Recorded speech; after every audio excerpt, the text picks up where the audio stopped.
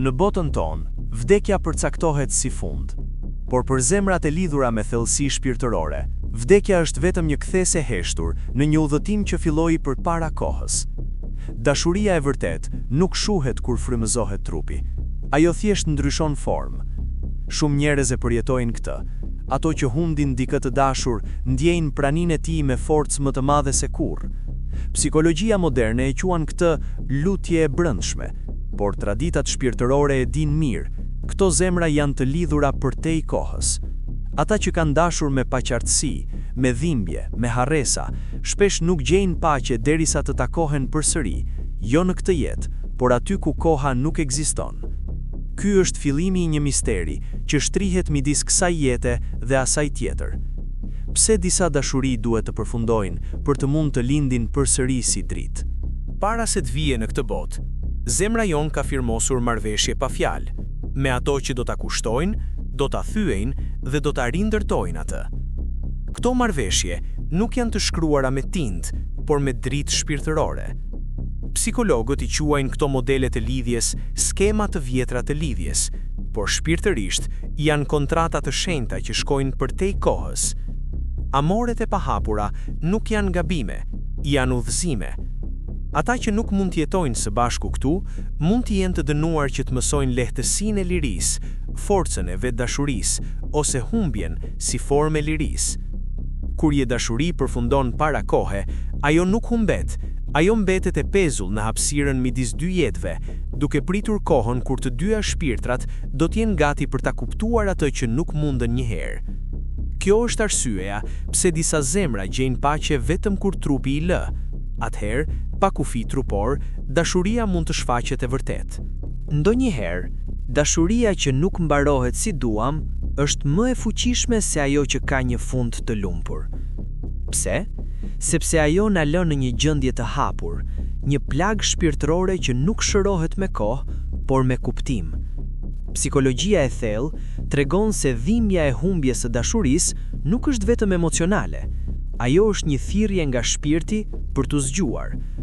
Kur nuk mund të mbajmë dikë, fillon një proces i fshehtë. Ne duhet të mbajmë veten. Amoret e pahapura na detyrojnë të pyesim: a e dashurova atë apo e përdora atë për të shmangur veten time? Vetëm pas kësaj refleksioni vjen paqja, por shpesh ajo paqe nuk mund të arrihet në trup.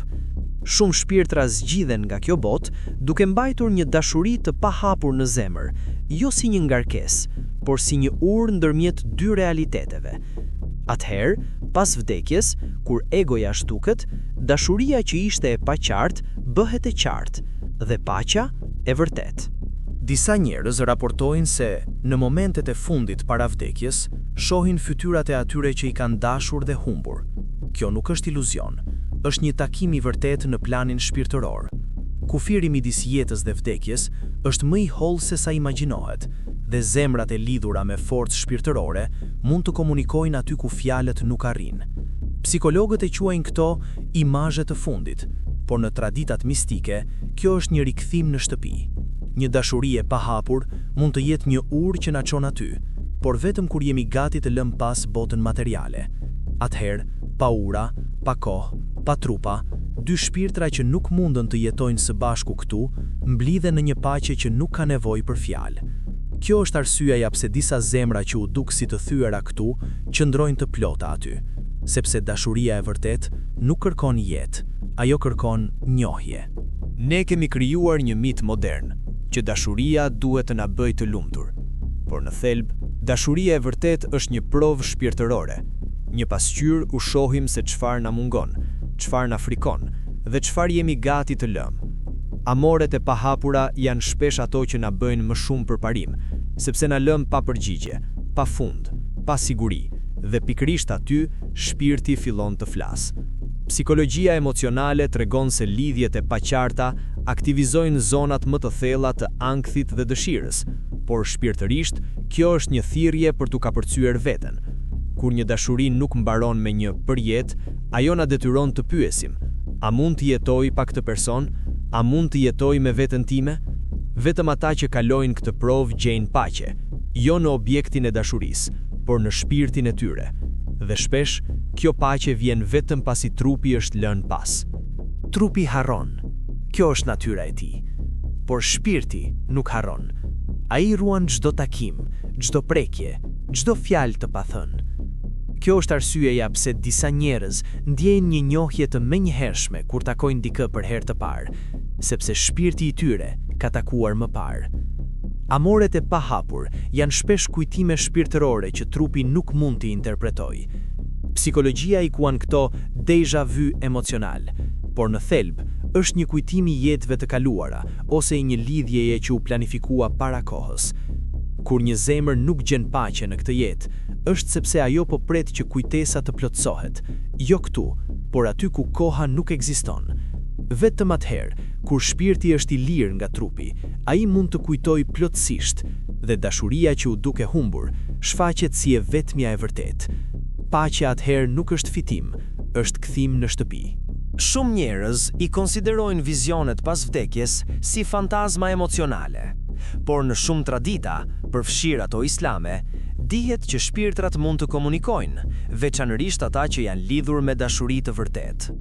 Kur dikush vdes me një dashuri të pahapur në zemër, shpirti i tij nuk lë këtë lidhje pas. Në barzah, gjendja midis vdekjes dhe ditës së gjykimit, ato shpirtra mund të takohen, të bisedojnë dhe madje të konsolojnë njëri tjetrin. Kjo nuk është imagjinat, por një realitet shpirtëror që shkencëtarët nuk mund ta masin, por shumë shpirtra e përjetojnë. Psikologjia mund të shpjegojë këtë si lutje e vetmuar, por zemra e di që diçka më e thellë po ndodh. Disa zemra gjejnë paqe vetëm pas vdekjes, sepse atëherë, pa trupin që i ndan, dashuria mund të ekzistojë në formën më të pastër të saj, jo si dëshirë, por si njohje e përbashkët e qenjes. Nëse Zoti është mëshirëplot, pse lejon që disa dashuri të mbarojnë me dhimbje? Përgjigjja nuk është në lumturi, por në rritje. Çdo dashuri e pahapur është një mjet hyjnor për t'i çliruar shpirtrat nga prapambetja e vetshpërbërjes, nga iluzioni i kontrollit, nga frymëzimi i vetmisë. Në Kur'an thuhet: ndoshta ju pëlqen diçka që është e keqe për ju, dhe ndoshta urreni diçka që është e mirë për ju. 2:216. Amoret që nuk mbarojnë si dëshirojmë, janë shpesh ato që na çojnë më afër hyjnit, sepse na detyrojnë të kërkosh paqen jo në një person, por në krijuesin. Kur një zemër pranon se dashuria e vërtet nuk varet nga prania fizike, por nga lidhja me të përhershmen, ai gjen një paqe që vdekja nuk mund ta prek.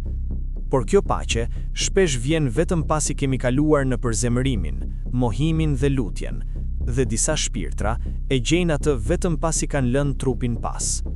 Disa besime thonë se shpirtrat që kanë pasur dashuri të pahapur do të rikthehen së bashku në jetë të reja, jo për t'i përsëritur të njëjtat gabime, por për t'i zgjidhur ato. Kjo ide e përbashkët në sufizëm dhe në disa interpretime islame mistike sugjeron se lidhja shpirtërore nuk mbaron kurrë, ajo thjesht mëson. Psikologjia e reinkarnimit, edhe pse jo e pranuar zyrtarisht, tregon se trauma emocionale nga humbjet e mëparshme mund të shfaqen si frika nga largimi në lidhjet aktuale. Por nëse dy shpirtra kthehen së bashku, kjo nuk është një rastësi, është një mundësi e dytë. Disa zemra gjejnë paqe pas vdekjes, jo sepse u ndan, por sepse u njohën përsëri, këtë herë pa trupa, pa kohë, pa kufi. Atëherë, dashuria nuk është dëshirë, por një njohje e qetë. Ti je unë dhe unë jam ti. Përfundimisht, paqja e vërtet nuk vjen nga gjetja e dashurisë, por nga kapërcimi i saj. Kur një shpirt kupton se dashuria nuk është diçka që marrim nga një tjetër, por diçka që jemi, atëherë ai është i lirë. Amoret e pahapur na udhëheqin drejt kësaj zbulimi, se ne nuk jemi të pakomplet pa dikë tjetër, por të pakomplet vetëm kur jemi të ndarë nga krijuesi. Disa shpirtra arrin këtë kuptim, këtu, në trup. Të tjerët vetëm pasi e lën trupin pas. Atëherë, pa nevojë për takime, fjalë, prekje, zemra gjen paqe, sepse ajo bëhet një me burimin e dashurisë së vërtet. Kjo është arsyeja pse disa zemra që u duk si të thyera në këtë botë qëndrojnë të plota në tjetrën. Sepse paqja e vërtet nuk është në dashuri me një person, është në njohjen se jeta, Vdekja dhe dashuria janë të gjitha pjesë të një të njëjtit plani hynor.